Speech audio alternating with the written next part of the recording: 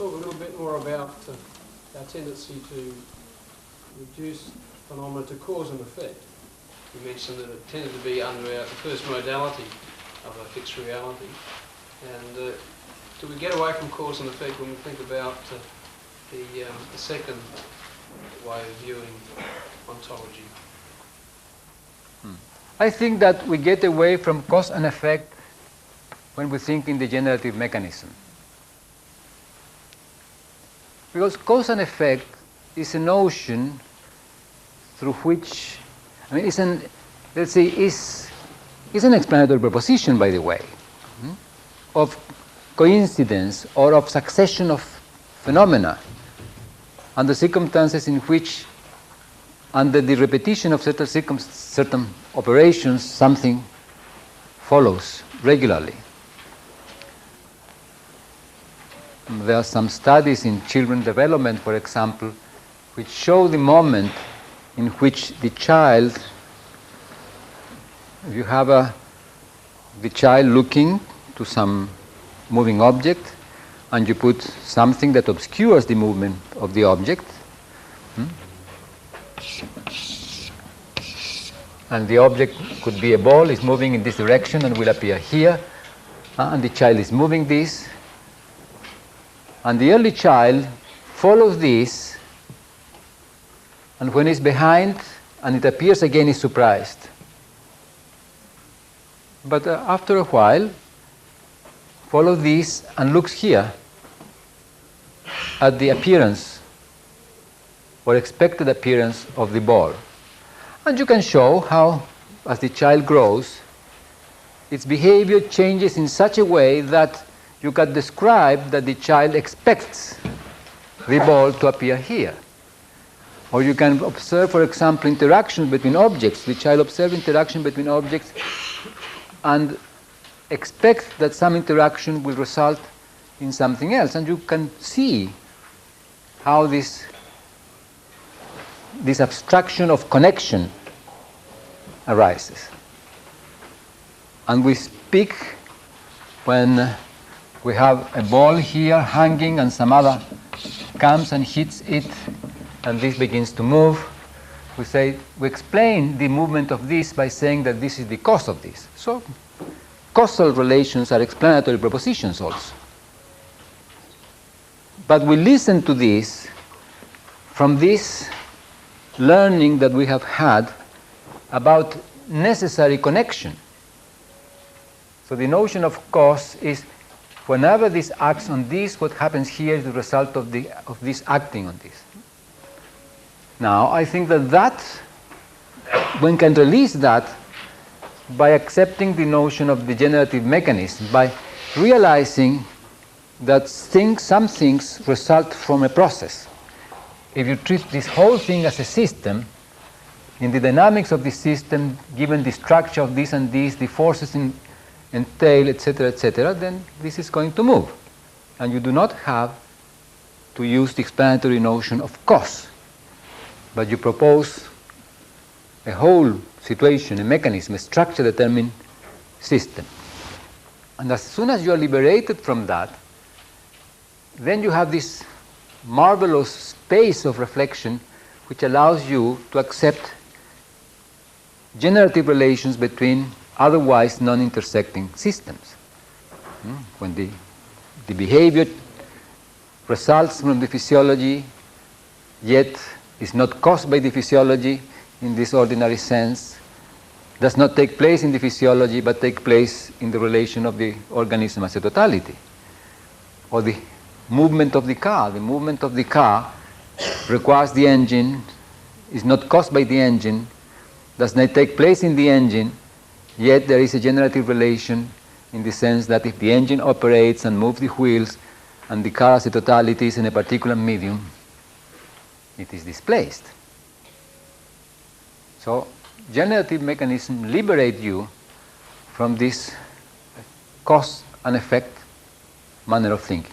Cause and effect, to my taste, manner of thinking, obscures differences between phenomenal domains. You want the physiology to cause the behavior. But for the physiology to cause the behavior, somehow both must be entities that interact or pertain to the same domain. Of course, every physiologist knows that this is not the case, because you have as a physiologist, you have this double look. Now, we have this double look, but we do not have the double talk. We know that these and these are non-intersecting phenomenal domains. Every physiologist knows that. But yet, we talk as if the physiology, the operation of the nervous system, for example, were the cause for the behavior.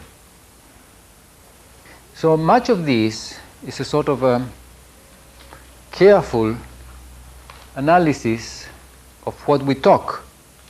Now, what we talk has to do with what we do, because language has to do with doing, coordinations of doing. So if we change our talking, we change our doing. In the moment in which we stop talking about the causal relation between physiology and behavior, then we can change our doing and treat these two domains as independent, see that we establish a relation, and the whole thing changes. Now, I don't mean that this is not something that we usually do. We do. A mechanic never confuses the movement of the car with the operation of the engine. You take your car, the mechanic asks you, how is the car behaving? And you tell the car is doing this and that and that, and then he thinks, it must look in such and such a place in the engine. But he has the double look. He's not looking for a causal relation. Yet he may speak causally. You see, the cause of this difficulty in the running of the car is this. And as you speak causally, then boom, you begin to consider this determining this. What happens with this? And for a while, this is trivial, but there are some moments in which this is not trivial. When reflexive questions appear, for example. How come that you can do whatever you can do? How come that you can operate as an observer?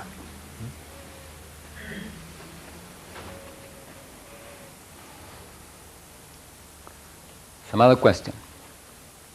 Could you say something about how time arises? I think that time, again, I could treat it as an explanatory proposition of succession of events. Succession of phenomena, processes. Whenever we speak about time, we speak about processes. If you meet a friend and you say, time doesn't pass through you, you're meaning no processes. You have lived 20 years with nothing happening, no happening. In fact, we measure time by comparing processes.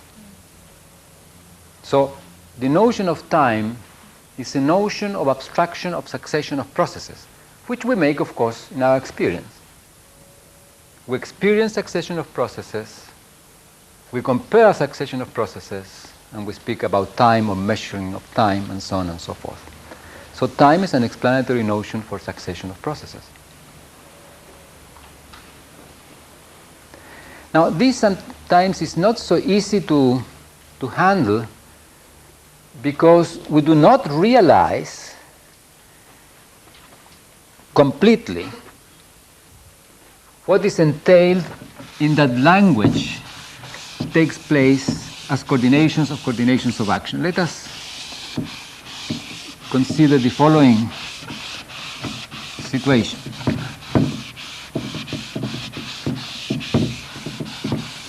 I say that if we have two organisms interacting recurrently, this is a closed system as a living system, interacting recurrently,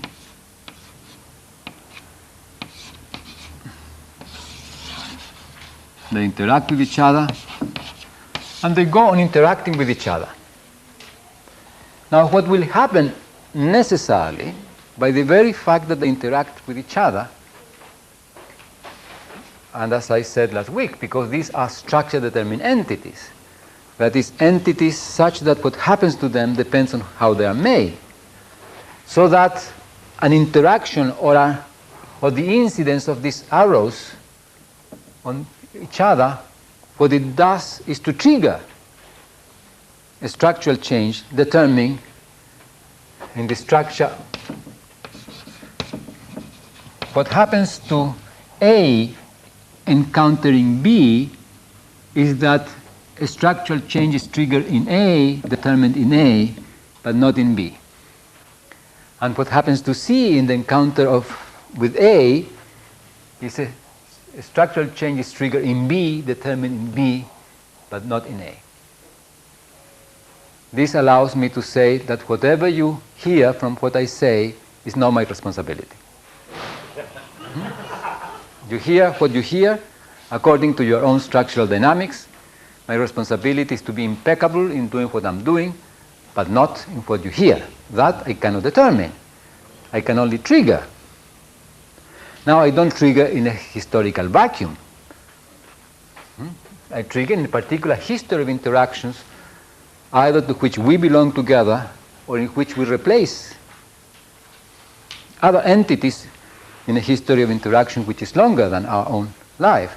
So that our present structure, just a second, our present structure is the present of a history of interactions in which there is coherences such that we can replace each other or we can replace other systems in this history of interactions. For example, with respect to, let's say, ordinary talking in English, I can replace another person here. I cannot for the impeccable speaking English. I speak Spanglish, so I don't speak an impeccable English.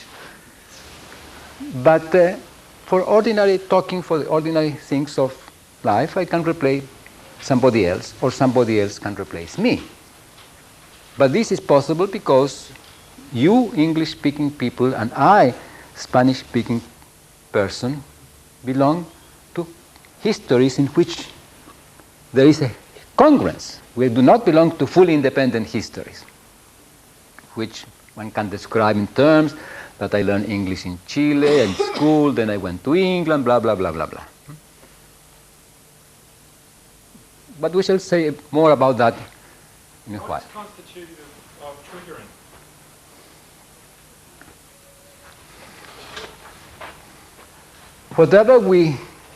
All the notions that we use come from daily life.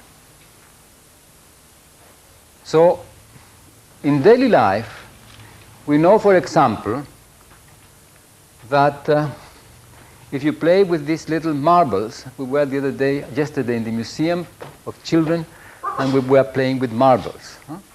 You throw the marble, and one hits the other and jumps away. Or you have a little machine, you press a button, and something happens in the machine. Or you have a gun, and you have a trigger, press the trigger, and release something. Now, the triggering is the releasing of changes that determine in the system which is being triggered. So that the agent that triggers does not determine what happens in the system. So it's ordinarily triggering, releasing. There is no more mystery than that. If you have a machine, you press a button, doesn't work, you don't look at your finger. My good, doesn't work. Doctor, please examine my finger that my machine doesn't work. No, you don't do that. You take the machine to the person that understands these machines, because you understand that your finger only triggers, unleashes, releases a process determined in the system. So this is what I'm saying. We are but this pertains to our daily experience. Prior to any explanation, a child very early learns that regularities in the systems in which the child lives. And if the child may even ask you, I was taken once to play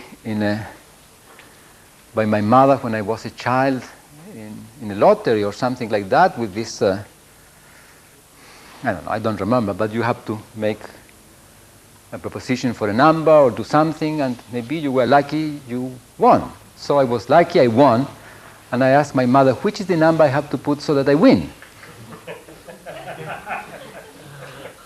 Yeah, but this is a question that pertains to structural determinism. Perfect legitimate question. And the answer of my mother was, I do not know this system completely in its structure, so I cannot tell you.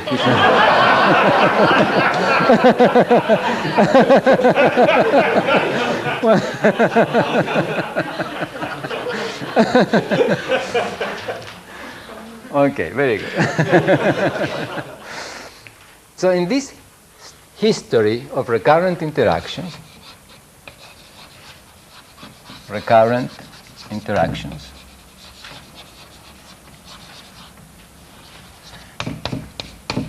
you get congruent structural changes.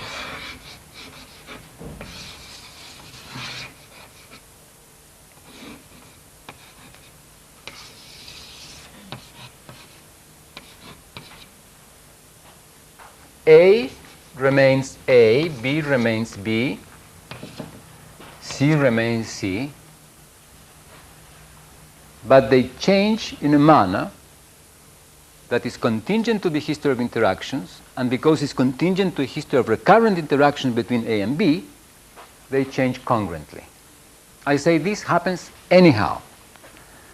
You don't have to try. Whenever you have two structure determined systems that have plastic structures, that means structures that result in changes that are not cyclical but plastic, no? Remain a little bit changed as a result of the interaction. This happens anyhow. Both change congruently. Now, these entities may be living systems. Living systems have plastic structures. Now, the plasticity of the structure of living systems is a very peculiar one, because living systems are circular systems. In fact, are made of circular processes. If you look at the metabolism of a cell, it's all circular processes of molecular productions of various kinds, cycles, interconnected with each other. If you look at the nervous system, it's a network of cyclic processes. But these cyclic processes have different time constants. So the cycle is completed in a very short while. If you take a nerve fiber, for example, let us suppose that you take a fiber or a nerve. There is a nerve like the sciatic nerve of the frog. You take the nerve, you put it in a medium with all the salts that it needs, with oxygen, with carbon dioxide, all that is necessary. You stimulate, you put 2 electrodes to stimulate, and you record the response. You get a certain change in the electrical characteristics of this nerve. That is a nerve impulse. If you keep everything constant, you can have 1 million of nerve spikes superimposed without deviation. Isn't that fantastic? Ping, you get it. Ping, and you can superimpose them under 1 million of them, provided you maintain completely constant the medium. You provide the oxygen, you provide the carbon dioxide, you provide everything in a continuous flow, provide temperature and so on and so forth. You can have 1 million of these.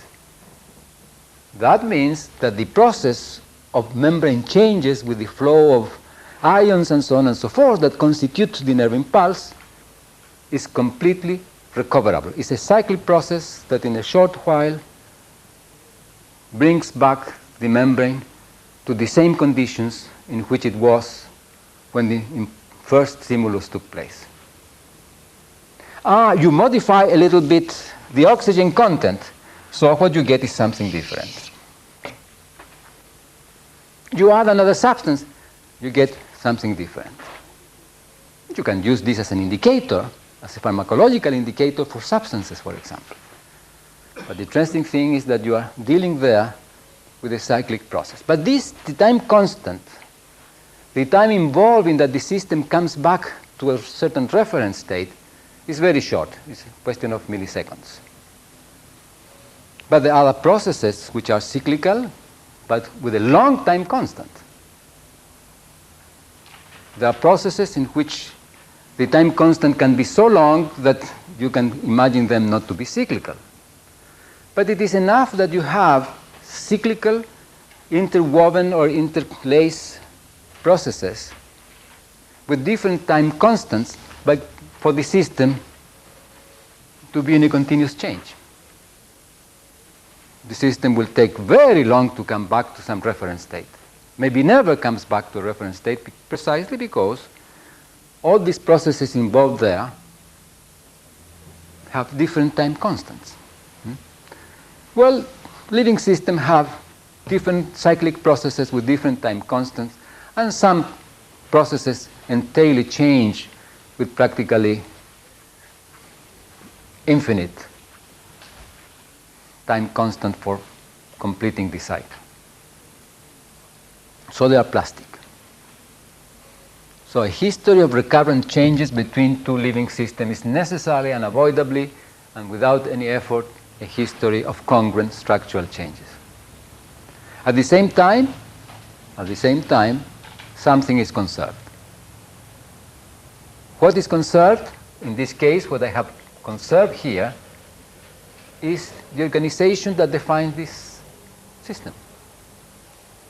Now, you may conserve something more complex than merely the organization of living system. You may conserve the organization of living system plus the organization of the mammal. But something is conserved, and within that which is conserved, you have these structural changes. Yes?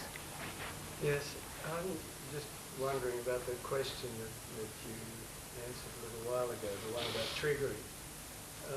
When you talk about systems like you're talking about them there, you presume that we can define in terms of system, and that's of course a modelling exercise itself. System exists only in so much as you bring some perceptual or whatever mechanism to it to isolate the system. And where that relates to the triggering, and to try to express it briefly, the idea of triggering, that you can trigger a mechanism that you isolate, that you perceive in some way, to me immediately undermines the existence of the system that you see as an independent entity. The fact that you can trigger it in some way means that there's an overlap in your case here between A and B. That A and B actually don't exist as separate entities, but they are things that for whatever use you're setting up, you define. To take the case of the ant, we because of the way we look at things, see ants. What we don't see, unfortunately, often, is the idea that an individual ant is symbolic of an ant system, an ant's nest, or whatever you like to call it.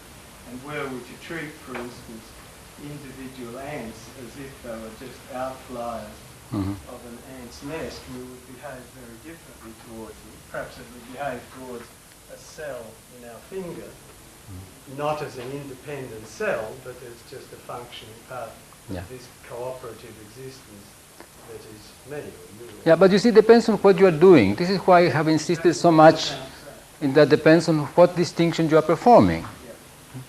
So what I'm speaking here is whatever is the case that you distinguish as a system.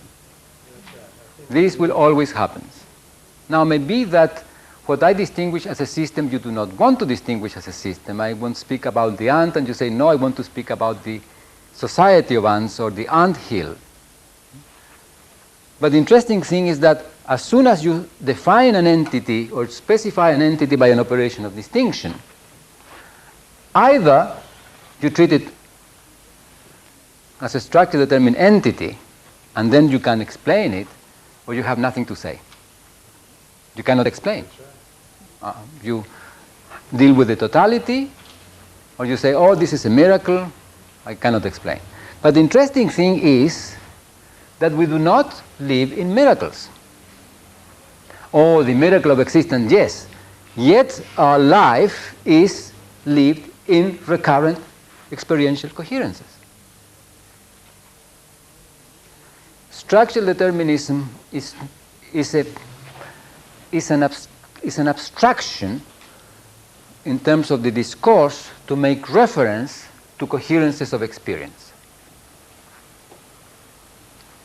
So what I'm saying here is whatever system I specify or distinguish specifying its boundaries, or distinguish without specifying its boundaries but specifying its conditions of constitution without being able to speak about its boundaries, whenever this is a system, and hence the totality, this is going to apply.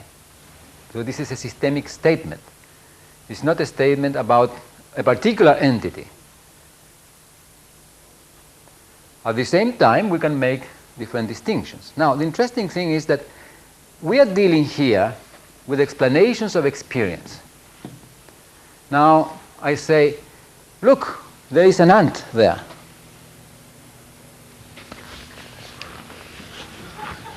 Here it is. Coming. Here it is. There is an ant. So I have distinguished an ant in experience and leave it as an objective entity. No problem. Unless I ask the question, how come that I say what I say? And then I am in this mess in which I have invited you to be today.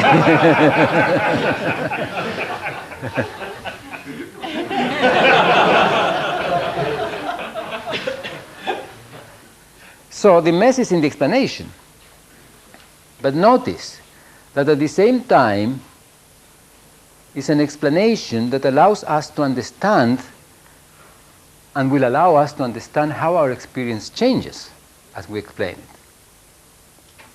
But this is what I'm proposing is an explanation. It pertains to this domain of explanations.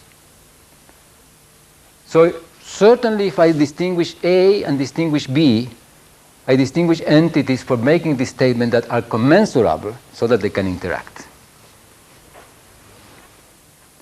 Could I distinguish entities that they are not commensurable and they cannot interact? Yes. But then I cannot speak about their interactions. And our problem sometimes is that we distinguish entities that are not commensurable and we want them to interact. Like in the mind-body problem, for example. How does the mind and the body interact? Maybe that the question is legitimate in terms of experience of that which we call mind and experience of body. But ask in terms how does mind and body interact, maybe this is an inadequate question because we are dealing with entities that are not commensurable, so they do not interact. But if they interact, either we deal with miracles or we deal with structure determined entities. If we deal with miracles, we cannot explain, or if we deal with simple entities, with entities that are not composed, with entities that we treat as with properties, with endowments. So there is nothing to explain. There are collections of properties that arise in the distinction.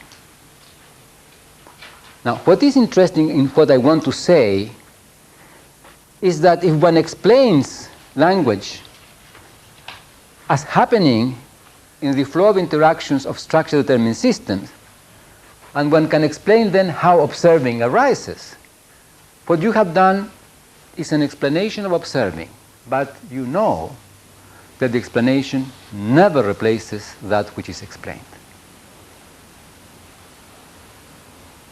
Explanations do not replace the experiences explained.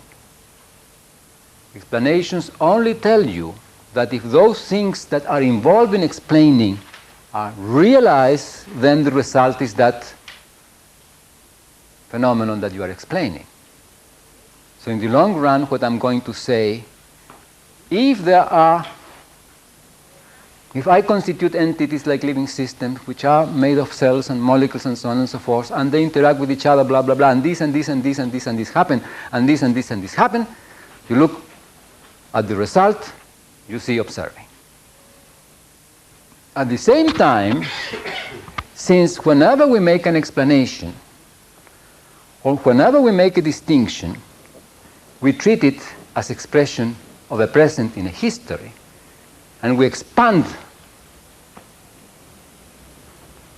by extrapolating into the past, and make history, and expand by computing transformation into a future, and we make predictions. If I propose an explanation of language, then I can propose a history for the origin of language, taking into consideration experiential coherences now. In this strict sense, we live in the present. Past and future are manners of being in the present. The past is an explanatory proposition, and history is an explanatory proposition of the present through the operational coherences that we live in the present.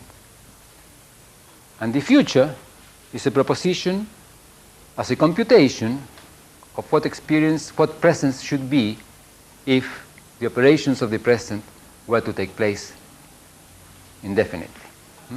But we live in the present. We exist only in the present.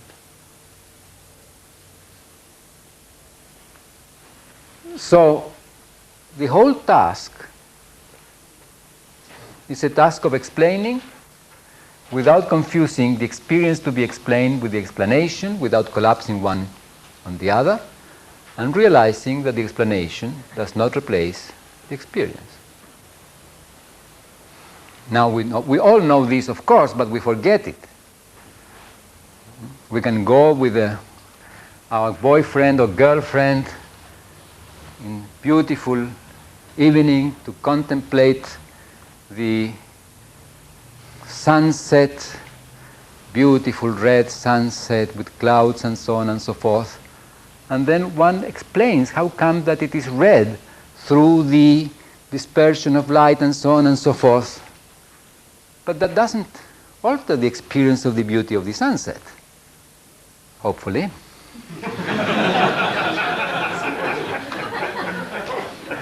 And if it alters it, it alters it for other reasons in the interaction.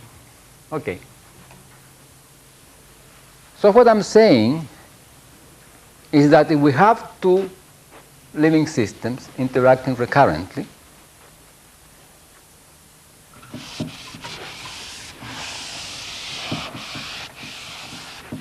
we as observers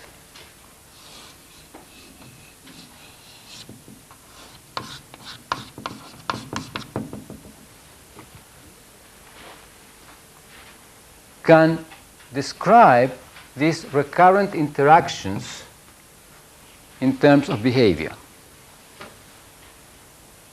in terms of coordinations of behavior, in fact, because as A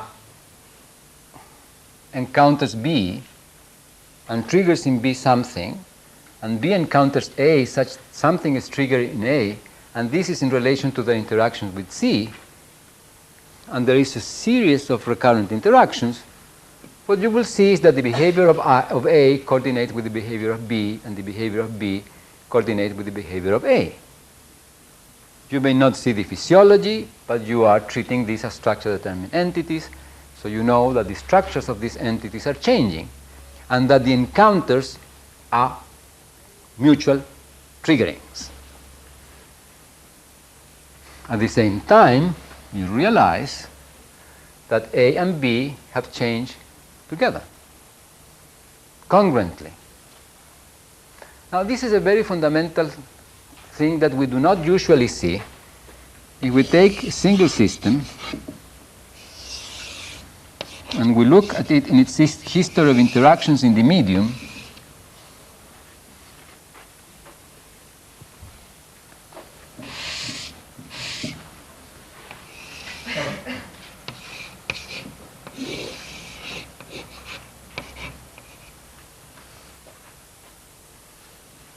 we do not usually see that system and circumstance change together.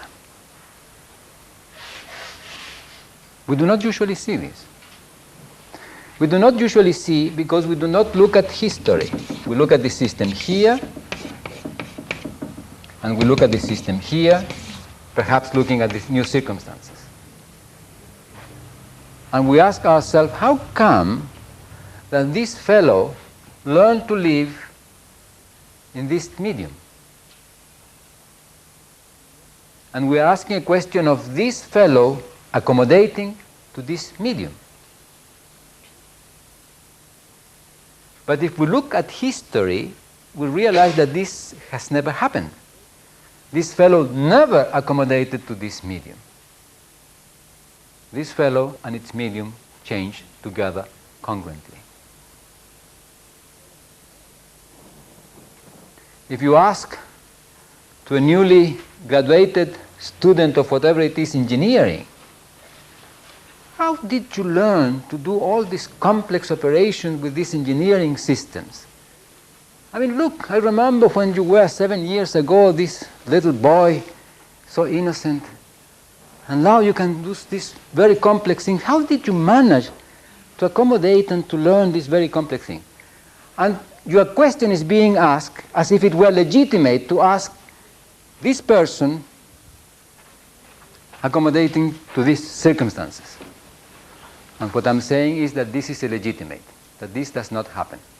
That there is a whole history of congruent transformation of this young person in interacting with a medium which was changing with him or her, and the present now is a simple present of a history of congruent transformation, which, if the student was not fighting against his studies or her studies, took place without effort.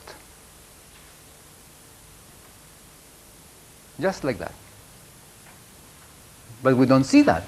And we ask this question, how this became capable of living here? This is an inadequate question because it does not look at the history. So learning, by the way, what I'm saying, learning is a process of congruent transformation with a circumstance in which one makes an illegitimate question, considering the initial circumstances in relation to the initial individual in relation to the last circumstances. And we say he or she must have learned to live in this manner. As if a particular mechanism of considering this final state had to have taken place for this to transform. No, they change together. So in this history of recurrent interactions, A and B change together congruently without effort, and what the observer sees is coordinations of behavior.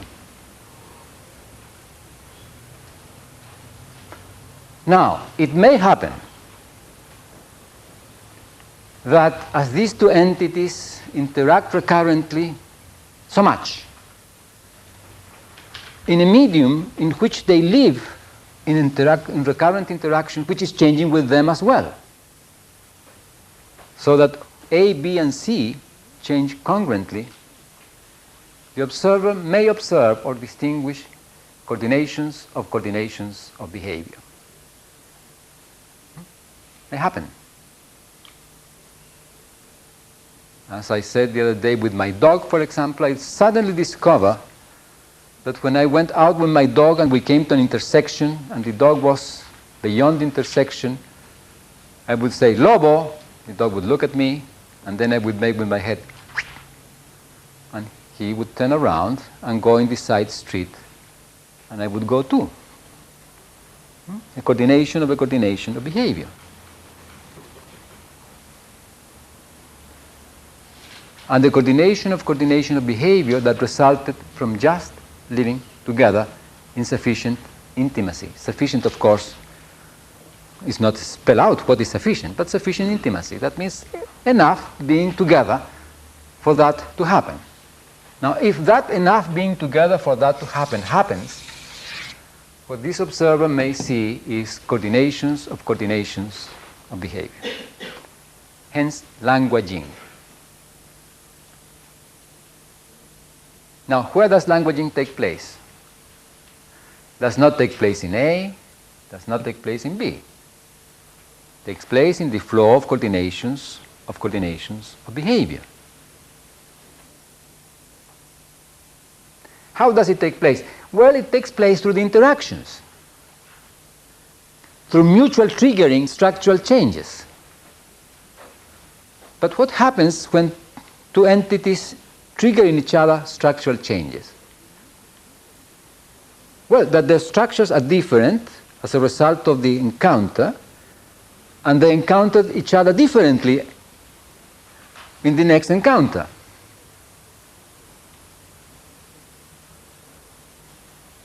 So in the next encounter, they trigger in each other different structural changes because they are different as a result of the previous encounter, which trigger in them certain structural changes according to how they encounter with each other. And so on and so forth. So what you have is that the manner of encountering and the structural changes that they trigger in each other is contingent to the previous history of encountering. Now this is interesting, because the languaging is taking place as a flow in coordinations of behavior. But this is occurring through interactions in mutual triggering of structural changes. And how they encounter each other depends on how this flow of interaction takes place, which is a flow of coordinations of behavior. So in the strict sense, as languaging takes place, the bodyhood of the participants in a languaging interaction change in a manner contingent to the flow of the languaging. And the flow of the languaging is contingent to the structural changes that take place in the participant through their encounters in the structural mutual triggering. So although the languaging takes place in the coordinations of actions, this has consequences in the structure of A and B. And the changes of structure of A and B has consequences in the flow of coordinations of behavior. So although the two phenomena take place in non-intersecting phenomenal domains, languaging takes place in the coordinations of behavior, the structure of the participant changes according to the flow of the coordinations of behavior. And as the structure of the participant changes, the flow of coordinations of behavior changes. In other words, whatever we language has consequences in our structure. And whatever structural change we undergo has consequences in our languaging. And it is not a matter that language interacts with the body. It's not a matter that you have these two phenomenal domains interacting with each other. There is a generative relation. It's a different kind of phenomenon. It's a generative relation. But the result is that no languaging is ever trivial. Not only languaging has to do with coordinations of actions, but whatever we talk has consequences in the flow of our structure. And whatever structural changes we have, either as a result of our interactions in language or through other interactions, has consequences in our languaging.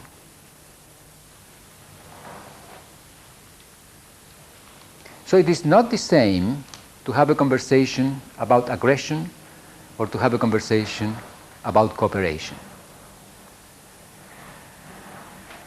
Not in terms of values, but in terms of the flow of our structures.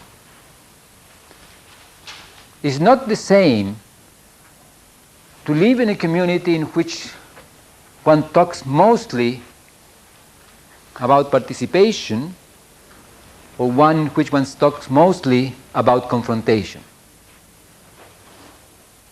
But not in an abstract sense, not in the domain of value, in the domain of the bodyhood. And this, of course, we can observe. And we can observe this with our children.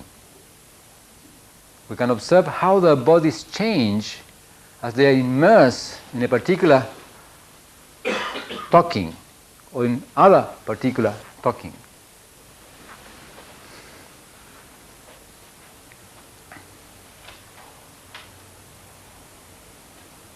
And one can say, well, yes, but it has to do with the values. But the values, you see, the values are reflections of an observer in relation to the particular manners of being in a culture, about which I shall talk in a while. What I'm saying is that there is this interwoven generative relation. As the body changes, the manner you encounter the other changes. And as the manner that you encounter each other changes, your bodies change. Your bodies are different now from what they were at in the morning when you came here, and mine too. It is possible that we think that those changes are not very important. May not be very important in terms of magnitude. A little synapses, few hundreds of synapses facilitated here and there, the regulation of the receptor for neurohumors in some part of the cortex have changed, and in some in the basal nuclei of the cerebrum and so on and so forth, in a very complex manner in which we cannot claim that whatever happens to us is the result of a particular change. And this may seem trivial because we do not see a big difference in us, and yet we behave differently. We behave differently because our structure is different. But our structure is different contingent to a particular history of conversation, particular history of being in language with each other. Now, I don't pretend that this is something very obvious or very simple, but if you think about what I have said, and I'm not inviting you to use any special new notion, only to follow certain consequences of structural determinism and of existence of a system under conditions of conservation of its identity. And realizing that system and circumstance change together. Now, this, of course, in the long run, explains the congruence of living systems in the biosphere, which we recognize in ecology. We recognize that we make a little change here, or what seems to us a little change here, and the whole climatic situation changes because we have cut this little forest. In the gigantic realm of this continent, we cut this little forest, and this changed the whole situation in terms of water flows, in terms of rain, in terms of salinity of the underwater, and so on and so forth. Why? How come? Oh, because whatever we are living now is the present of a history of congruent changes between all these living systems involved in the whole biosphere during the last 3,500 million years.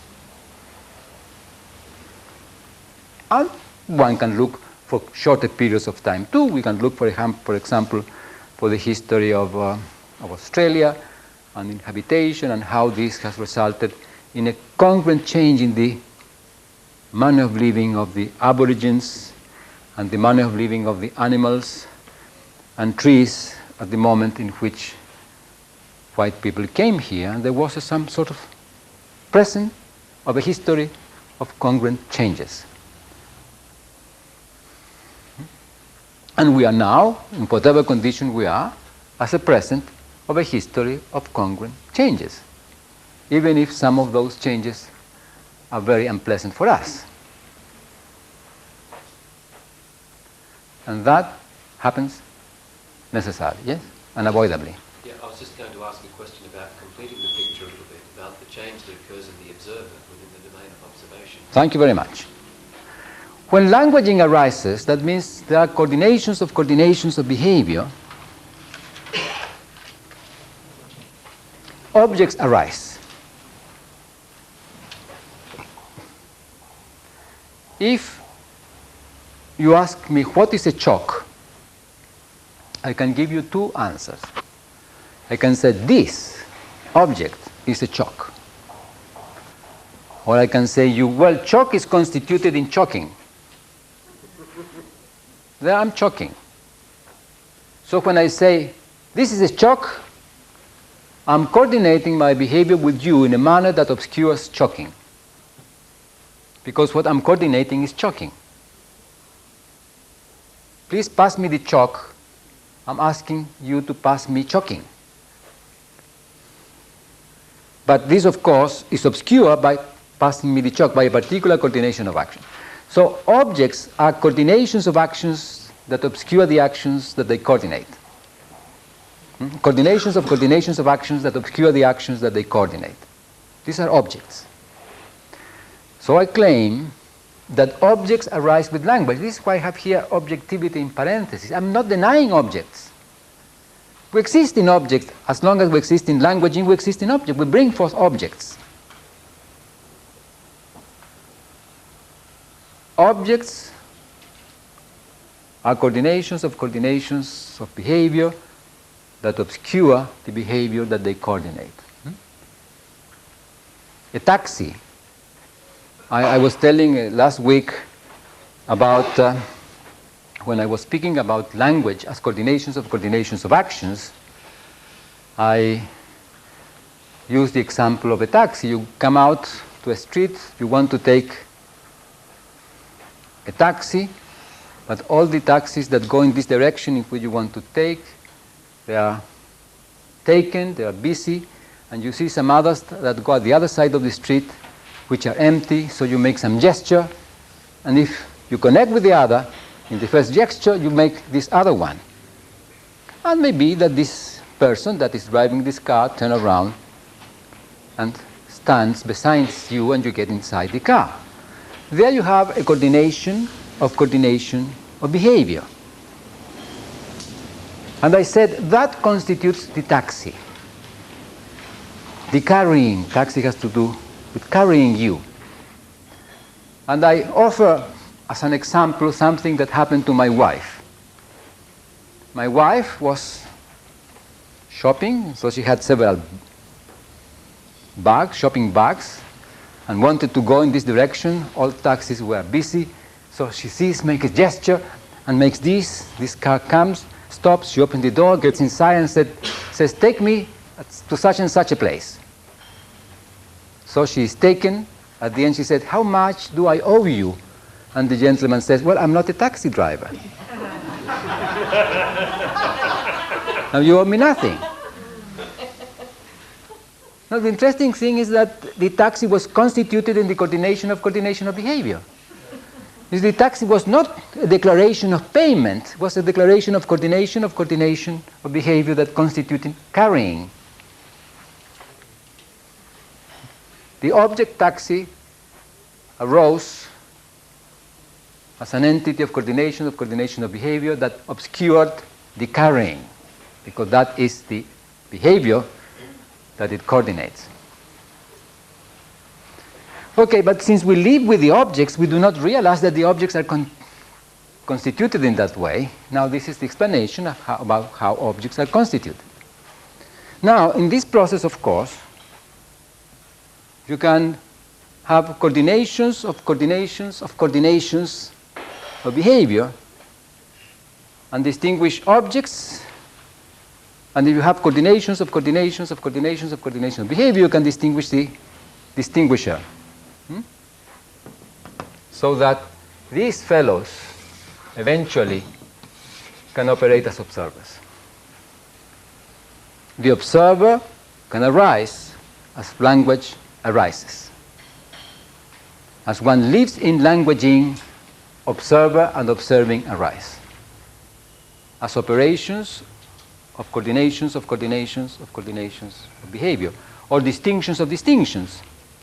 Now the interesting thing is that this fellow is of course submitted to this.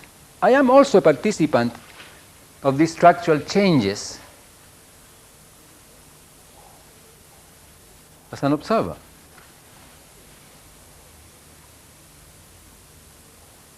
Now, let us suppose that this is fundamentally understood. Let us suppose that you carry this with you to reflect upon and muse upon and consult it with the pillow tonight and so on and so forth. There are two things I would like to add. One about the nervous system, so that we may understand how come that although languaging takes place in the flow of coordinations of consensual behavior, we can go on thinking in language in solitude. Because we can do this, isn't it? You go out, even you talk something else, and suddenly you say, ah, that was, and you make a reflection that belongs to languaging, even though you were, so to say, in silence in your nervous system. Now, how come that happens?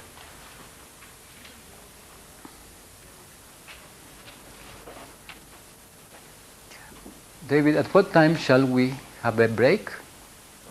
I told them sometime between 3:30 and 4. So we Very go good. back now. No, let us have 10 minutes more. Now, I'm going to say something about the nervous system that requires fundamentally two things. One, accepting that you cannot make any claim about an independent reality, so that you may relax about any idea about the nervous system as a system that obtains information from the environment which allows you to compute how the environment is. Because that cannot happen. Any external agent can only trigger in the system something determined in it. If light comes to the eye, it will trigger in the eye structural changes determined in the eye. If sound waves come to the ear, they will trigger in the ear, and then in the nervous system in relation to the ear, structural changes determined in the ear and determined in the nervous system. So this is in fact shown completely in this experiment about which we talk in the Tree of Knowledge in relation to the rotation of the eye, of the newt. Now the experiment consists in the following. If you have, we biologists are terrible beings. I mean, we do these horrible things to beautiful animals, so forgive me. But here you have a newt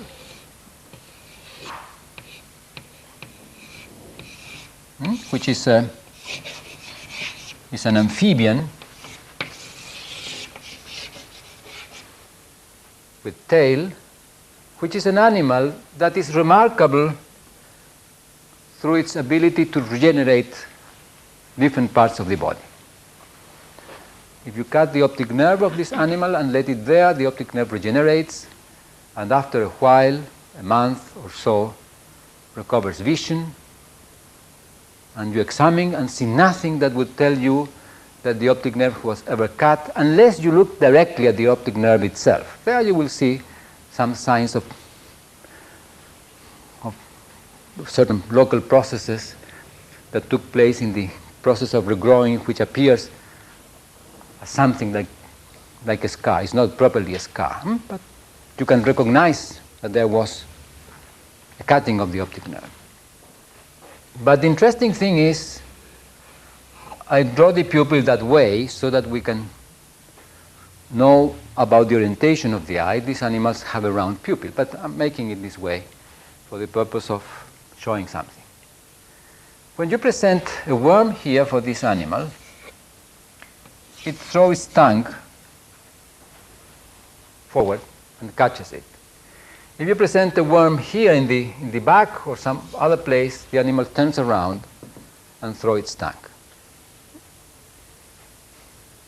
Very well. These animals not only can regenerate the optic nerve, and these experiments were done in the early 40s by Roger Sperry.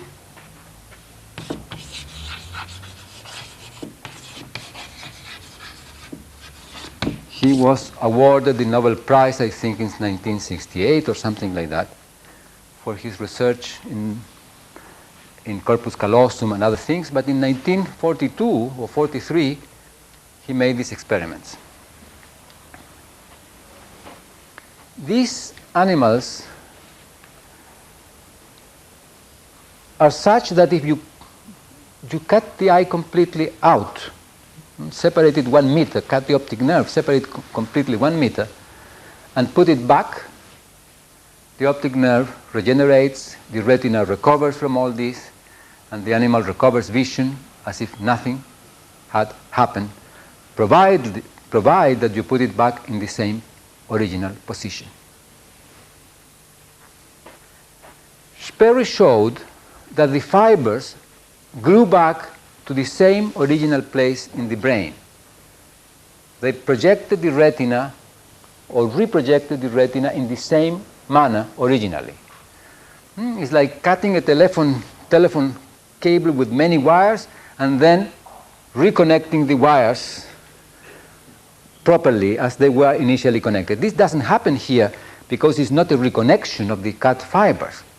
But it is as if it had been a reconnection because the fibers grow back to the same places where they were before originally.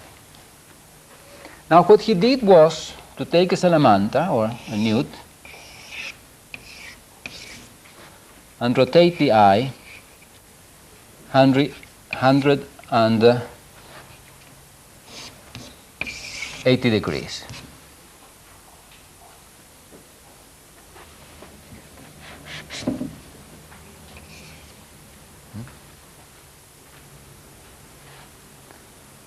And then, after a month, the optic nerve should have been regenerated.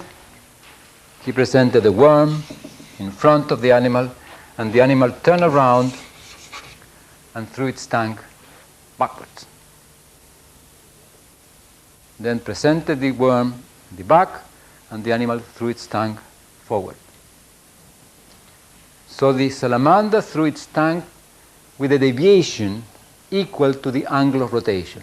180 degrees, the deviation was 180 degrees. When this experiment was done, two fundamental questions were asked. One, where do the fibers grow back? Do they grow back to the same places? The answer is yes. The other question that was asked is, do the animals learn to correct their aim? The answer is no. But the interesting thing about this question is that it is a misleading question. It is a completely misleading question because it's a question that leads you to think that the salamander is aiming at a worm there. And you do not see what the experiment reveals. The experiment reveals that the salamander is performing an internal correlation in its nervous system. It's not aiming. Now, this is a very crucial thing. First of all, because if you ask a question which is inadequate, you go in the wrong direction. Seems a perfect question, isn't it? Does the salamander learn to correct its aim? After all, if it doesn't learn to correct its aim, it will die of hunger, will never eat again. But leads you to believe that the salamander is aiming. And what the experiment shows is that the salamander does not aim. You see, because if this is the anterior retina, the posterior retina, superior and inferior, anterior retina, posterior retina, superior and inferior, if you present the worm in front, the image is formed in the posterior retina and the tongue is thrown forward. If you present the worm in the back, the image is formed in the anterior retina and the animal turns and throws its tongue back. In this case, the whole situation has changed. You have the inferior retina up, the superior retina below, the posterior retina in front, the anterior retina in the back. So when you present the worm in the front, the image is formed in the anterior retina. And the animal does exactly the same. Throws its tongue backwards. So it's not aiming, it's performing an internal correlation. Now this is a very fundamental thing, because if you take this seriously, if you accept this seriously, and you connect this with the fact that you cannot pretend to make any claim about an independent reality because you are a structure-determined entity, then you see that the nervous system is not a system to say something about the outside, but performs internal correlations.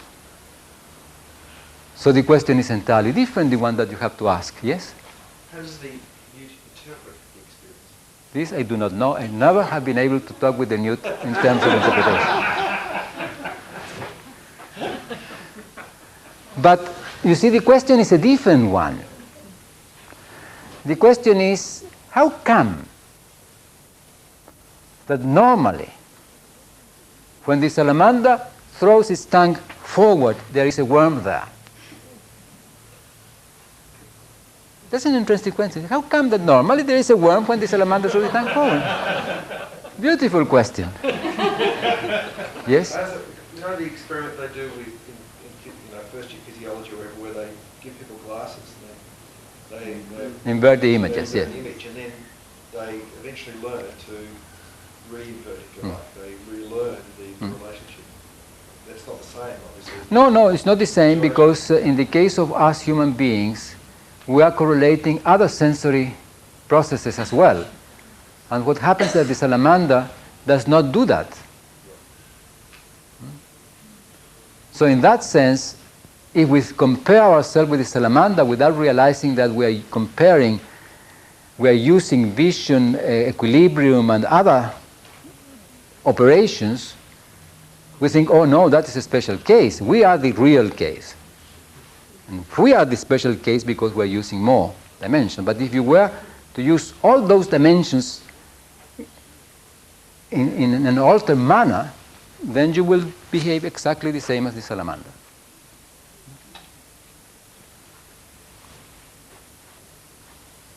But how come that there is a worm there when the salamander throws its tongue? Now that question can be answered, and you already know the answer. Here it is. It is a hist. Belong the worm and the salamander to the same history of congruent changes in millions of years perhaps, so that the salamander and the worm became one, eating the other in the process of becoming worm and salamander. They changed together.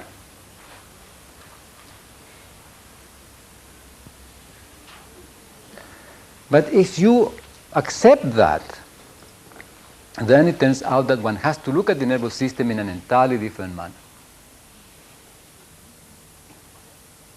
We do not look anymore at the nervous system as a system to obtain information from the environment to compute a behavior, but as a system that performs internal correlations. And the question is, how come that the internal correlations that it performs are such that the salamander throws its tongue when the worm is there? If you upset it in humans, you get economics as we know it now. Yes. Scarcity of raw materials. That is true.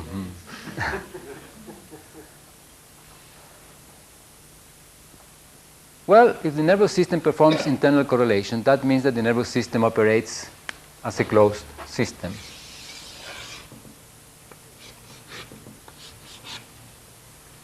I say the nervous system is a closed network of neuronal elements that operate as a closed network of changing relations of activity, such that any change of relation of activity in some part of the network leads to changes of relations of activity in other parts of the network.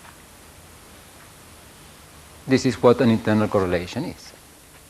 In this case, it's an internal correlation between what happens in the brain in relation to the activity of the retina with what happens in the brain in relation to the throwing of the tongue, to the muscular system of the whole apparatus through which the tongue is projected.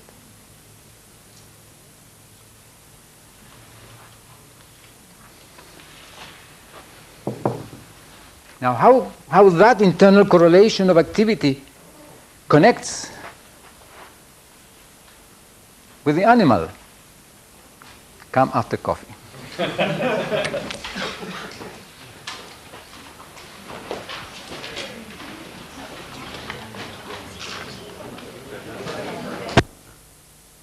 Ask two questions. One of the questions is, how could an American cartoonist know around about 6 months in advance, independently of any communication, that what would be taking place in this room at this time, indeed in the last session? That's one. And secondly, if Humberto can explain this, then in terms of what's been done here, just if he'd come across this 30 years ago, just what might be the different direction in his life. So this is the cartoon. Show it to them. This is the cartoon. There's a frog with its tongue draped all over it and a fly flying free above it. And the frog is saying, "Blasted recoil unit." Do you understand? Yeah. So, and it's a Larson comic with the 23rd of March as the actual date. So You see, this entity can only exist as a cartoon. Do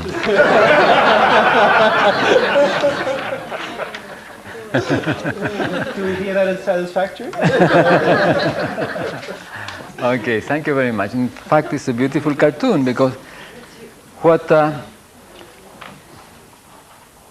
satirical artists, poets in general, do is to grasp coherences in the domains of experience.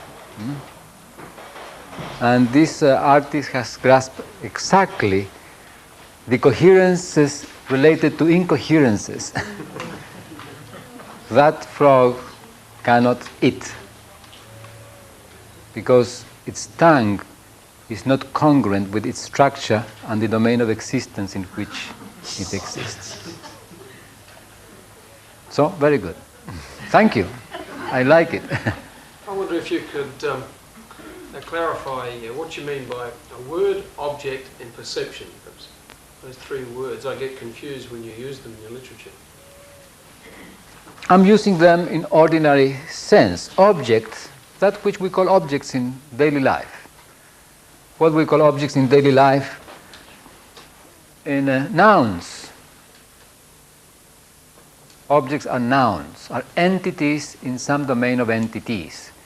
Could be chalk, eraser, justice in the domain of civic declarations, proteins in the domain of chemical distinctions. Each one of these is an entity in a particular domain. And if we do not realize that they have a particular domain in which they are entities, we make confusions and we want to have relations. For example, which is the relation between proteins and justice? How do proteins and justice interact? Now we laugh because it is so obvious that they exist in different domains that sounds, to some extent at least, a silly question. But it would not be silly when we're to ask, to what extent the protein metabolism of the judge has consequences in the action that the judge takes in a particular situation in which he acts or she acts as a judge. That is a different question, because that is a question asking for generative mechanisms that relate different domains. Now, perception, I use it also in the ordinary sense. In psychology and physiology, one distinguishes between sensation and perception. One wants to say sensation has to do with what happens with the sense organ, and perception with the actual processing, such that you make a reference, a distinction of an entity already in a complex system of sensations. So I'm using perception exactly like that, as a distinction that you make in a complex domain of entities in which what you are doing is claiming that what you are seeing something or listening to something, grasping something in that domain. I perceive it. Perception comes from the Latin per capire, means capture it, capturing that complex configuration. I'm not using it in a more complex way. At the same time, when I speak about perception and illusion, I'm using it in the ordinary life, simple ordinary life sense. We say to each other, no, that is an illusion. You go in the street and see a friend, say, hello, John, hello, John. Excuse me, I committed an, excuse me, sir, I confused you. Then you say, look, I had an illusion. Or you are sitting in a train and besides there is another train, and suddenly you say, oh, my wife, where is she? We are going already. And it turns out, oh no, it's the other train that is going.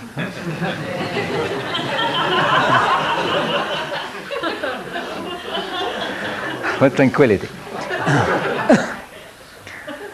But in the moment in which you have this experience of going, everything is going.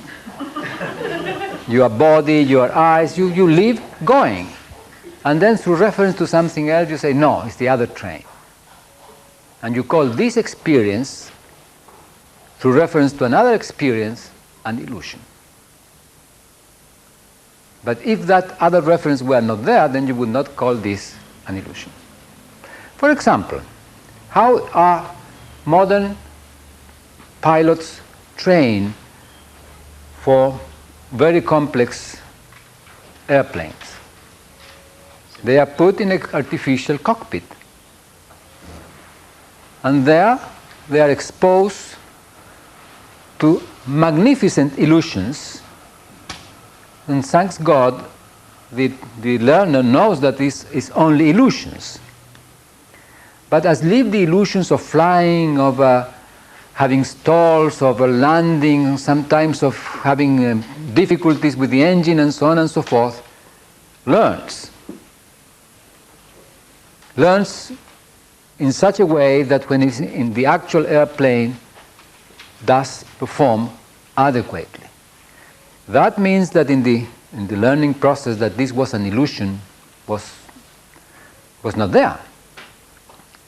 The pilot lived all his or her experiences as legitimate experiences and learned to operate in them exactly in the same way in which would operate not in the illusion chamber of this artificial cockpit. So illusions are statements made in one domain of reality but listened from another. Whenever you make a statement valid in one domain of reality and listen it from another, and then you realize through some other experience that this is the case, you say, oh, I had an illusion. Illusion is very simple like that. So, but in daily life we speak about illusions. Our problem with illusions is that we do not respect them. We dismiss them. Instead of saying, how interesting. Look, how much more, not much more interesting, but how interesting or how not trivial becomes our look and consideration about systems, living systems, nervous system, when we accept that we cannot distinguish in the experience between perception and illusion. It's not chaos. In fact, you could from the very beginning have realized that chaos will not be there because we are talking about explanations, we are not talking about experience. Some people get frightened because reality loses its transcendentality. Well then, what shall we do? Oh my God. But look, I mean, you have lived all your life without problem, and now that you realize that you cannot make this claim, that you get frightened? Well, we get frightened, and this is also an experience that has to be respected, and hence one can talk about it. But what I mean is that we are explaining experience, and we explain experience with coherences of experience. This is the fundamental thing. Even scientific explanations are explanations of experiences with generative mechanisms that satisfy a particular criterion with other relations, but in which you use experience for the generative mechanism. In fact, if you do not have experiences to generate a generative mechanism to explain experience, then you cannot produce an explanation. We explain the known with the known. We explain experience with experience. Now, the interesting thing is that we live doing that without fundamental problem because we live in experience under circumstances in which experience happens to us. We find ourselves doing whatever we are doing just like that. If you ask, where did Humberto Maturana come from, you are asking for an explanatory question for the experience that Humberto Maturana pop up here today in the morning from nowhere. And you pop up for me from nowhere. If you think that you were somewhere else, you are mistaken. You just pop up in my experience. Now, since I am an honest fellow, and so on and so forth, of Western culture and so on and so forth, I assume that you were somewhere before coming here. Then I am tranquil, but in my experience, you just appear. Experience happens to us from nowhere. And then we explain. Yes? I wonder if you could say something about memory and the brain, particularly in relation to imaginal memory, the retention of images, or the perception of images. Okay, very good. Let me see if I shall say something about that. In the process of talking more about the nervous system, if I do not address it directly, please ask me the question again. Now, let me go ahead a little bit with the nervous system.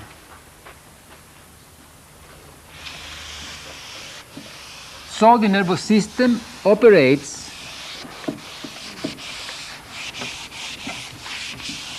as a closed network of relations of activity. Of course, this is trivial. I have put two entities only. It's a network of many of them with excitatory and inhibitory elements.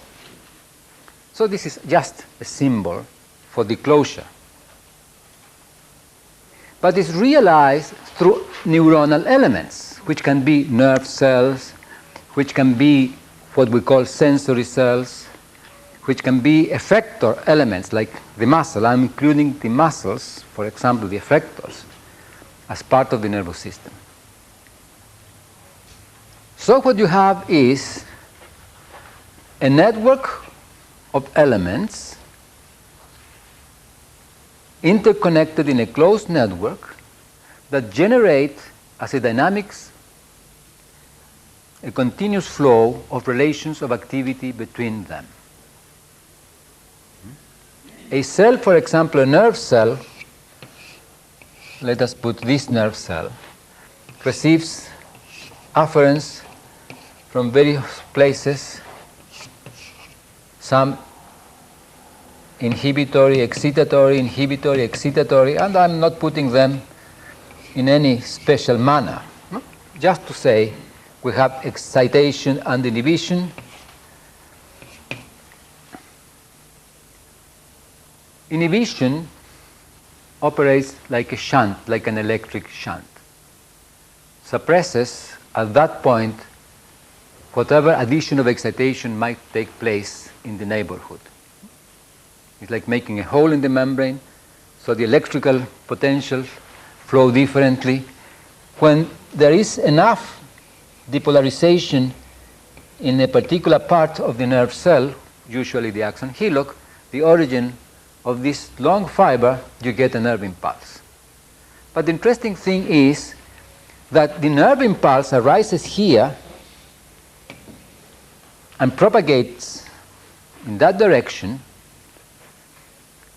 as a composite, as a result of a particular composition of afferent activities which are both excitatory and inhibitory. Not a single one of these afferents, in most cases, is enough to trigger the nerve impulse. So several must. And this nerve impulse will arise when the local depolarization, the local electrical change is sufficiently large, gets over a threshold. But what is interesting is that depending on the shape of the cell and depending on the distribution of these afferents, a cell responds to a configuration of afferents.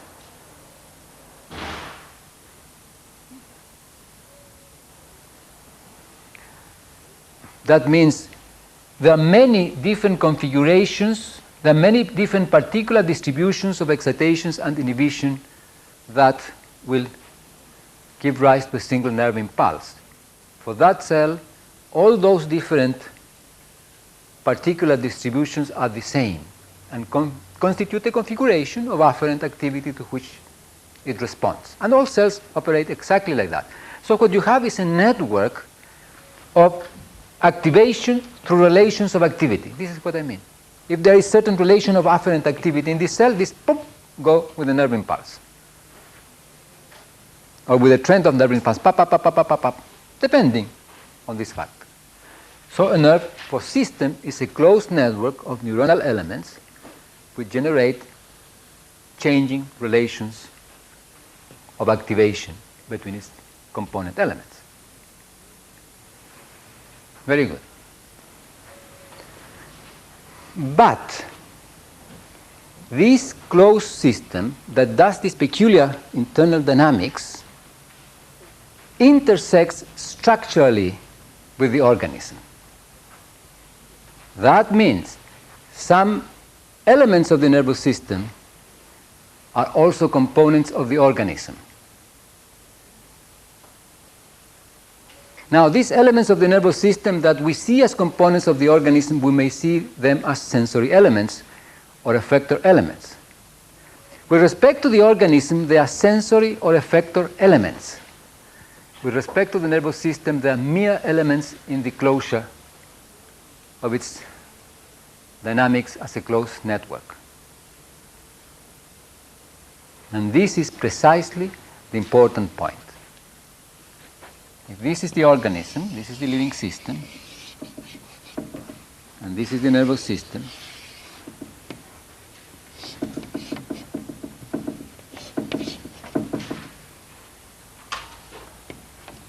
there are some elements of the nervous system that are components of the organism. Let me improve the drawing.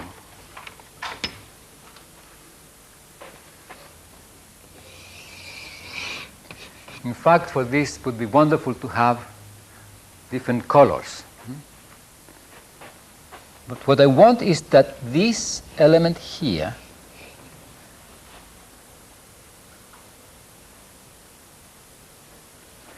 which is part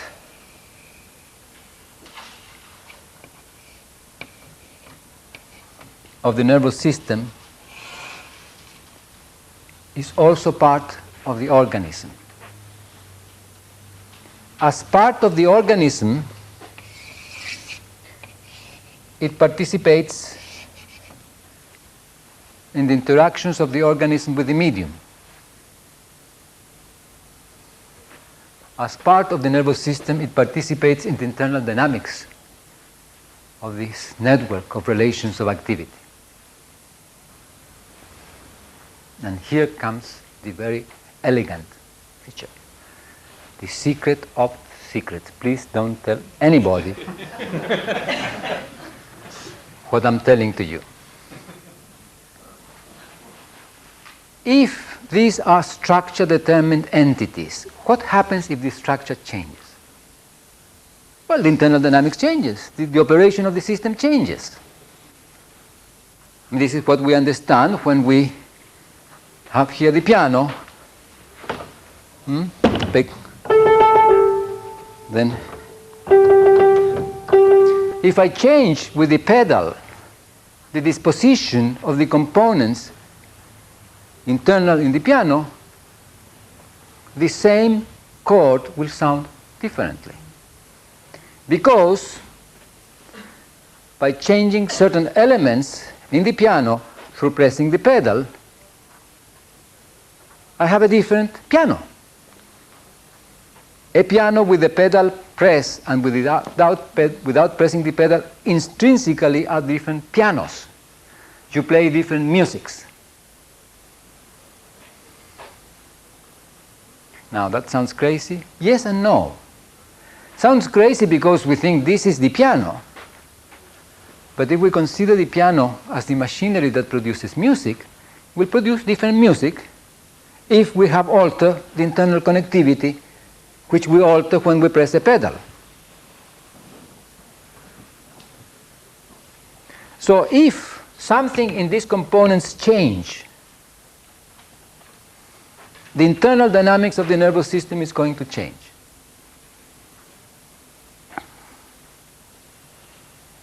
Well, precisely this is what happens. In the interaction of the organism through what we call the sensory surfaces and the effector surfaces, although the internal dynamics of the nervous system goes on as a closed network of relations of activity, these elements change in their characteristics as the organism interacts. Hence, the operation of the nervous system changes because the structure of the nervous system changes in the flow of the interactions of the organism. This is how it happens.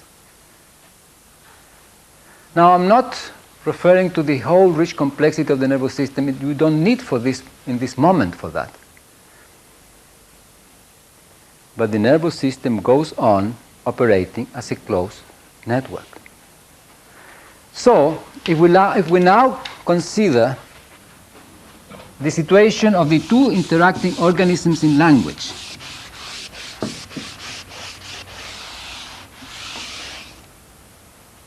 here.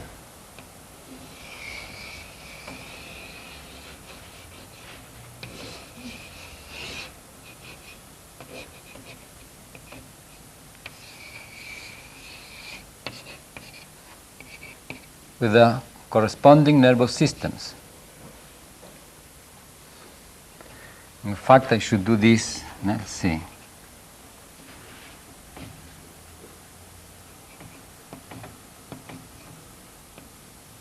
Must have this thing here.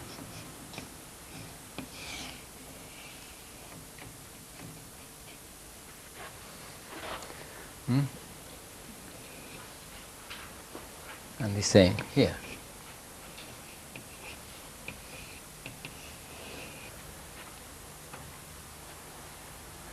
And of course, I should have here too. So they have effector, sensor, and I should have this here too.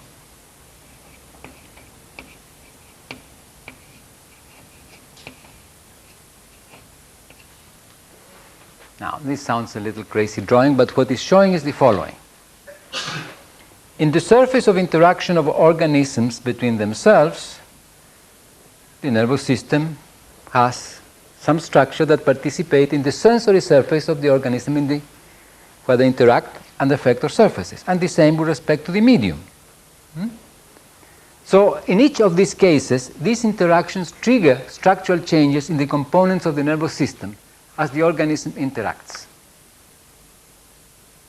And what you get is that this internal closed dynamic of operation of the nervous system goes on taking place with a nervous system whose components are changing contingently to the history of interactions of the organism. The final result is that although this nervous system is participating in coordinations of actions in interaction with another organism, it is operating in internal correlations. And this other one, although it's participating in interaction with another organism in coordinations of behavior, is operating in its internal correlation. What happens if we separate them? They go operating in the same manner according to the structure of the nervous system that has arisen in the history of interactions in language. So, the nervous system of an organism that participates in languaging becomes a nervous system that operates in the manner that it operates in languaging, even if it is alone.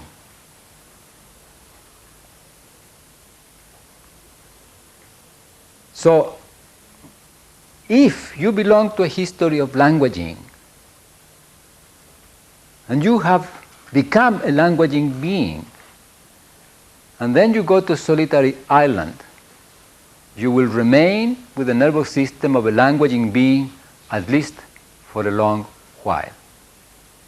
Particularly if you talk to yourself. Particularly if you read the Bible as Robinson Crusoe did. Particularly if you keep a calendar. If you do nothing of the sort, you will drift to some extent, and depending on how long this happens, perhaps in an irretrievable manner, to a being with a nervous system that does not language anymore. But if you remain a languaging being with a nervous system of a languaging being, in the solitude of your operation, your nervous system will operate in the same manner as it operates in the coordinations of actions with other beings. So much so that you go home, spend the whole night, and next day come and connect with the others in languaging, in a coherence that is new through the result of whatever was happening in yourself, in your nervous system overnight. Your dreams will be the languaging dreams of a languaging being. The experiences that you will have, you will all live in a manner that has to do with your having a nervous system that belongs to a history of languaging. Furthermore, to a particular history of languaging which will correspond to a particular culture. So you will live all your experiences as a languaging being of a particular culture, regardless of where you are. I come to Australia and I am a Chilean. I dream in Chilean culture. I have a mystical experience of the culture to which I belong.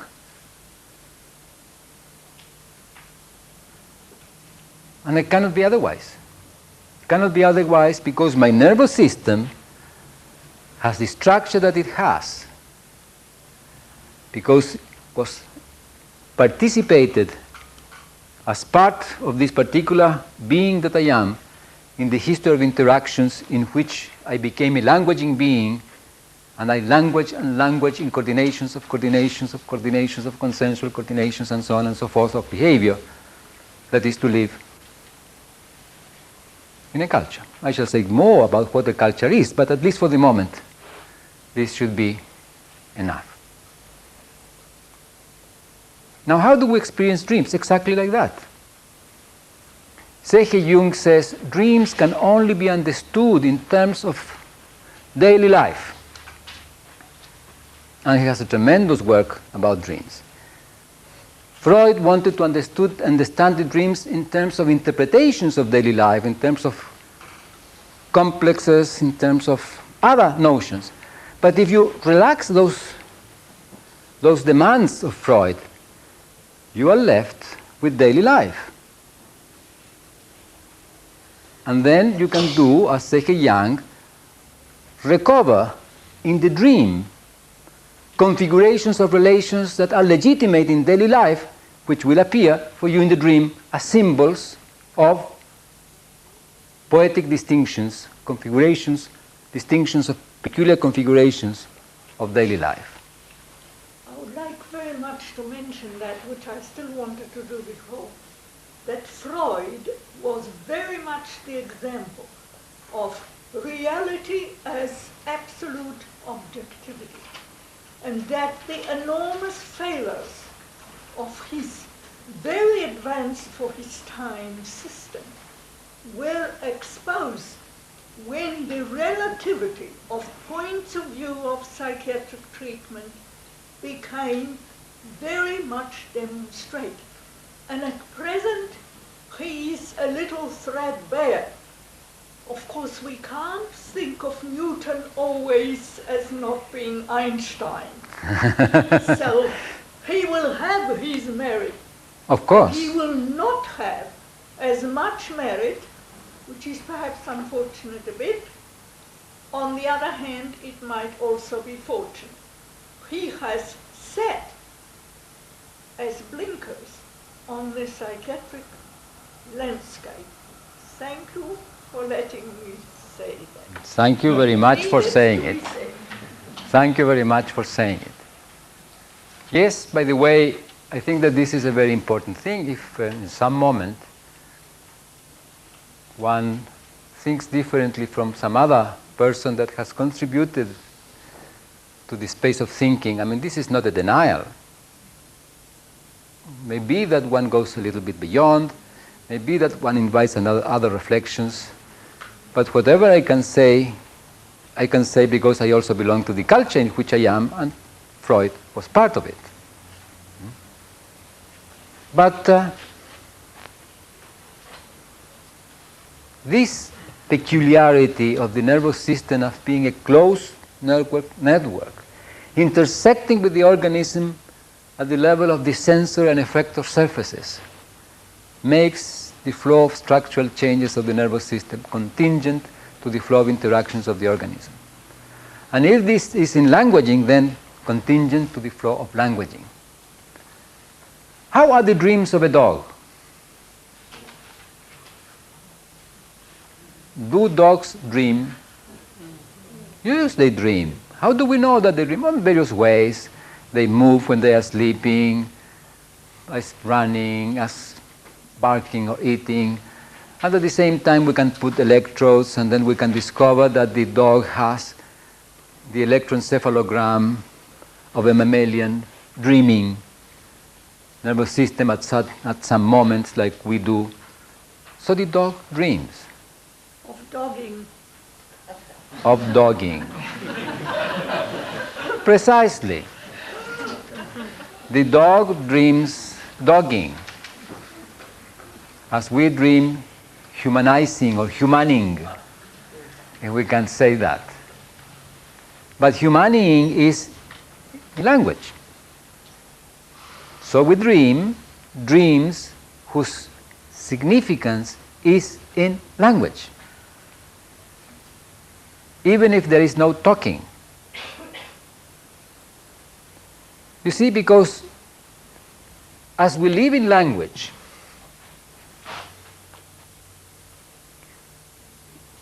all that we do pertains to that manner of living. In fact, we have no way of imagining living without language. Because even if we begin to reflect how would we be without language, our reflection is a reflection of persons in language.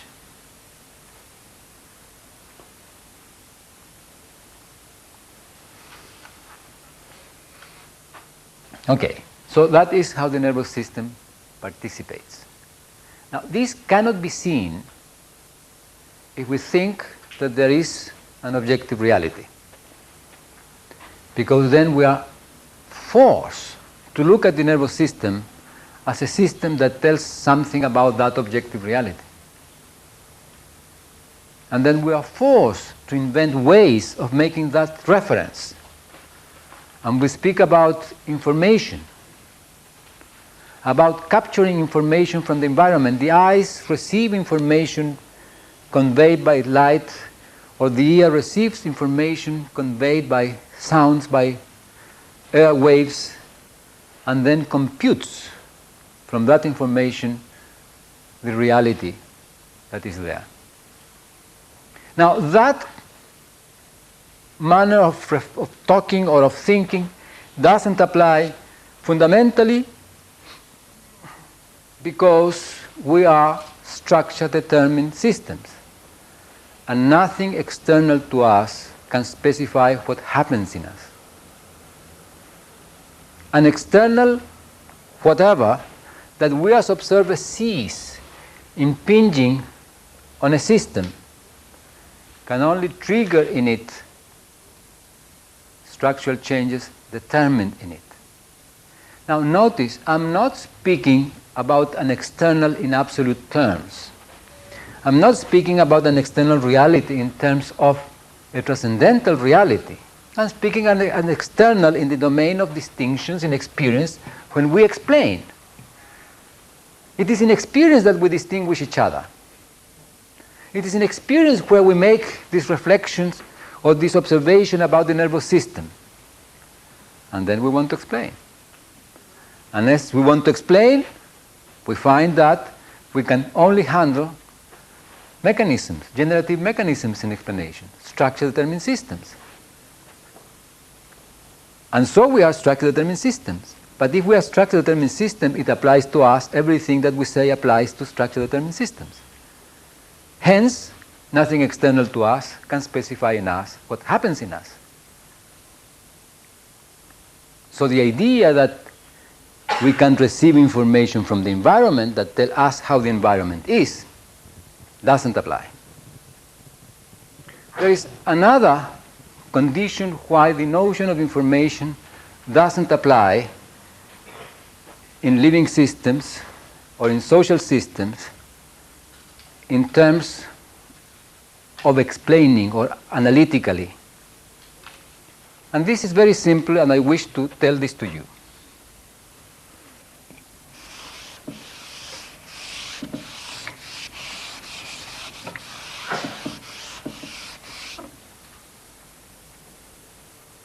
The notion of information, as we handle it when we speak about communication or information in nowadays, in biology, in physiology, in sociology, in engineering, is a notion that arises as an attempt to handle a very peculiar problem in telephonic communications, which is the question of how many messages can be transmitted through a cable. In particular, the question was how many messages can be transmitted in a telephonic cable, this long cable that goes from England or from Paris to New York and is lying on the bottom of the sea. How many messages? So in the process of studying that or reflecting upon that, Shannon presented for himself and then for his analysis the following situation. He said, let there be an emitter, receiver, machinery that emits messages and receives messages, connected through a conductor, through a cable, through a channel, to another emitter receiver. Identical to the first one. These two emitter receivers are identical. That means emitting and receiving as operations match each other. Then he said, let us there be a certain domain of alternatives. 1, 2, 3, 4, 5, 6 alternative messages possible. Or better, 3 alternative states possible in a system, not messages. And at the other end, there should be the same set of alternatives. 1, 2, 3, 4, 5, 6. The coding operation consists in associating one alternative with a particular signal. This is coding. Associating that. The decoding operation is the association of a signal with one particular alternative, which has to be the same as the other. So here we have coding, and here we have decoding. When you have this operation of coding and decoding, such that as a result of that you can claim that the coding message coincides with the decoded alternative, information has been transmitted, and this could be measured as the inverse of the logarithm of the probability of that particular alternative being indicated.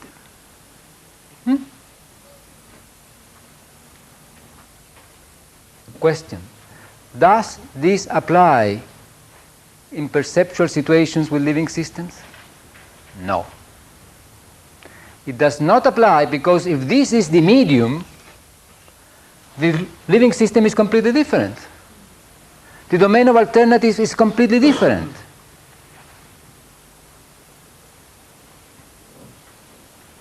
This is why sometimes people say, well, you have to reduce the domain of alternatives. Yes, how? Which alternative have you to retain when you do not know which are these? You are supposed to know which are these by receiving the message. But you cannot decode the message precisely because your domain of alternative is completely different. So you reduce it. But how? Which? So the notion of transmission of information and the idea that through information talk you can say something relevant to the phenomenon of perception does not apply. In fact, what happened in the history of physiology and biology was that we biologists have suffered of inferiority complex with respect to physicists. We have thought that for biology to be a serious science must be quantifiable in the same terms as physics. And in this process, we lose what biology is, a system of relations, not a system of quantities. The same thing happens with psychology. So when quantification about information flow seemed possible with the publication of the theory of information of Shannon in the late 40s, biologists thought, ha, at last we have a way of quantifying meaning. And if you do a research in the literature, you can discover, as it happened to me that I did discover, the moment in which the word information begins to be used in physiology, in particular in neurophysiology, to replace the word nerve impulse, or the words nerve impulse. I was invited some years ago in Santiago to write something in the honor of a very distinguished Chilean professor of neurobiology of the Catholic University. And of course, being a serious person, I wanted to know his work. So I visited him, I asked him, please, can you give me a collection of your works? And he gave me a collection of his works, and eventually, his name is Luco. I wrote an article which is called The Ages of Luco. And I took from his very first activities as a student in the late 30s, when he became a physician and began to participate in a laboratory of physiology, until the moment in which this honor was being done to him, which was sometime like 1983 or something like that. But reading his works, I realized that there was a moment at the beginning of the decade of the 50s, sometime 1953, he began to say, and the information is transmitted along the brain, where he used to say, and the nerve impulses propagate along the brain, along the nerve. So nerve impulse became information, in the hope that one would say, was saying something that allowed the possibility of expanding understanding through quantification. Doesn't work. And I think that the same happened in psychology and in sociology. And if you make the enquiry, you will find out, there is a moment in which information appears and people feel happy, and yet nothing has been done. On the contrary, obscurity has been created. But this has to do with our beliefs that there are soft sciences that have to become hard sciences by quantification. And this is not the case. As I briefly mentioned the other week, and with this I shall end today,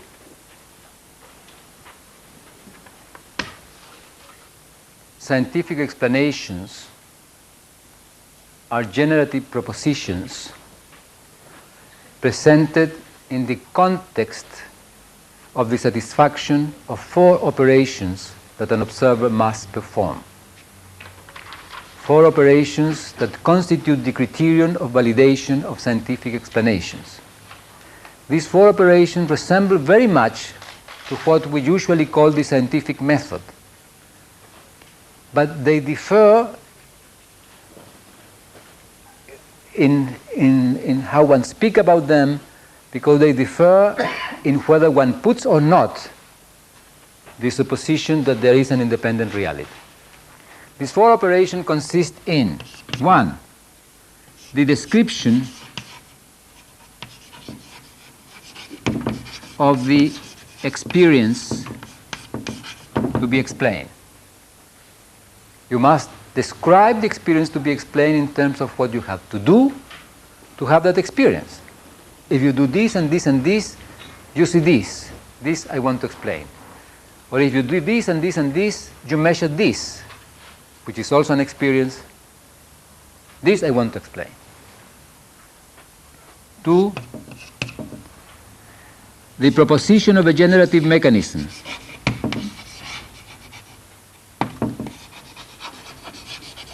That generates the experience to be explained. Thank you. The proposition of a generative mechanism. If this and this and this happens, and you let it operate, you have the experience as a result, you have the experience that you want to explain. 3, the deduction. The deduction from all the experiential coherences, from all the operational coherences entailed in the proposition of your generative mechanism, of other experiences that you may have and of what you should do to have them. And 4, the experiencing what you have deduced in 3, the realization of those experiences or operations as an observer that you should do according to your deductions in 3 to have those other experiences. And if these 4 conditions are satisfied, so that you have those other experiences, then you claim that point 2 is a scientific explanation. So there is a very well-defined criterion for scientific explanations, but no quantification enters into it. You may use quantification. Maybe that for the deduction you have to have quantification. May not. I can tell you immediately, for example, of a very famous scientific explanation which did not use quantification at all, which is the explanation of that of lightning done by Franklin, Benjamin Franklin. He said, if you look outside your window in a stormy night in one of the states of the south of the United States, at the end of summer, beginning of winter, you see these lightnings. I want to explain these lights that you see there. And he said, what you have to do to see the lightning.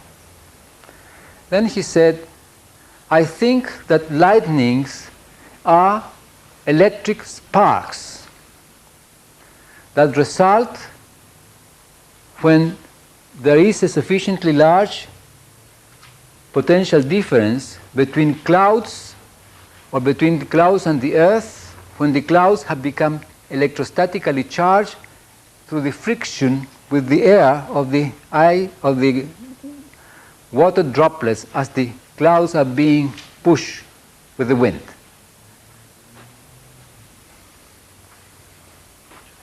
Then he said, if that is the case, if I put a conductor between the clouds and one side of a condenser, while the other side of the condenser is connected to the ground, I should be able to charge the condenser because a current will go from the clouds to the condenser.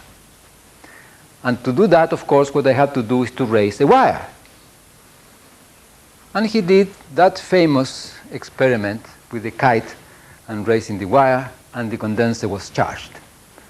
So his proposition that the lightning was a spark resulting from a potential difference between the clouds and the earth was validated as a scientific explanation, and no quantification whatsoever.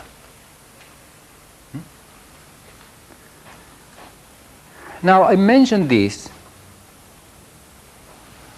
to complete this view and to tranquilize us. Because I have not used mathematics for anything.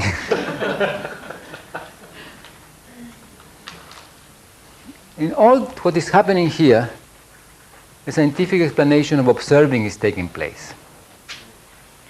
I could go on to show in detail. I shall not do that today. I don't think I shall do that tomorrow, because tomorrow I want to speak about the origin of language, and I want to speak about social systems and culture. But with all this that I have done today, we have the background for thinking in such a way that we can handle culture in the domain of constitutive ontologies. And we can ask certain questions that can be answered with respect to the origin of our particular culture by realizing that cultures have to do with emotioning. But this I shall say in detail tomorrow. So I end now, so we'll see each other tomorrow. Have a good dream. I shall also have a good dream.